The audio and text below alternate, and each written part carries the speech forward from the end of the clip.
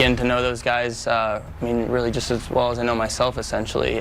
Just their game and how they play. And, you know, it's funny, like seeing seeing Maverick, how he's been throwing guys out, and everyone's like, dang, like Maverick's so accurate. And I'm like, yeah, I know. I'm not surprised. And, yeah. And that Dash, how far he can hit baseballs, how hard he hits them, how good of a hitter he is. And I go, yeah, no, he's good. Yeah, makes so, sense. Yeah. It's cool. It's really, Dash put it best. It's just special. Yeah. Because, you know, you go into pro baseball, and it's a very new experience, and don't really know exactly, you know, you're still testing the water. So to have it with, to experience it with, you know, two of your closest friends is really nice, because it adds a little comfortability off the bat. Yeah, it's got to be tough to make that adjustment. You play the first part of your season across the country, all the way in Stanford, and then you come here.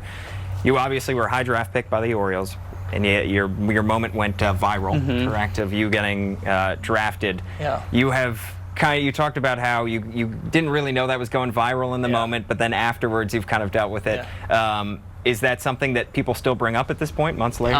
You know, at this point, here and there, but the first probably month, it was just about every game someone would mention something about it. So it was cool. It was something I'll never forget. How do you plan to approach your first off-season as a pro bowler? I think a big part of me is the physical aspect is getting stronger. I didn't really lift in high school, so I got on the lifting part of baseball in college, and so it's something I feel like I've been playing catch-up on throughout college, and feel like it's something that, you know, it hasn't necessarily held me back on the field, but something that definitely I can make a lot of strides in. And then obviously just, you know, various tinkers with the swing, being able to stay on more pitches, but I'd say physically can still make a lot of big jumps. When you first got here to Aberdeen, was there something that coaches noticed that brought up to you about your game that you had never heard before when you were at Stanford? Yeah, I think just the play style is a lot different. You know, a lot more off speed at any point in the count, and not necessarily fastball counts anymore.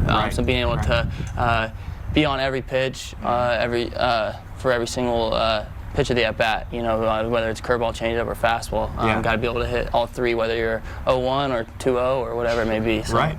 And then defensively, you played center mostly at Stanford, correct? I play, about half center, half left. Okay. Yeah. And now you've tried right field as well. Yeah. So how are you adjusting to playing all three outfield positions? Yeah, I don't mind it at all. I think that's something that's a big part of my game, is being able to play all three pretty well. I think it allows me to try to be an everyday guy and get myself in the lineup somehow. So yeah, no, I don't necessarily have a preference of any of the three. Just whatever, you know, however the other two, whoever the other two are in the outfield, being the third, wherever I fit in, that works out well.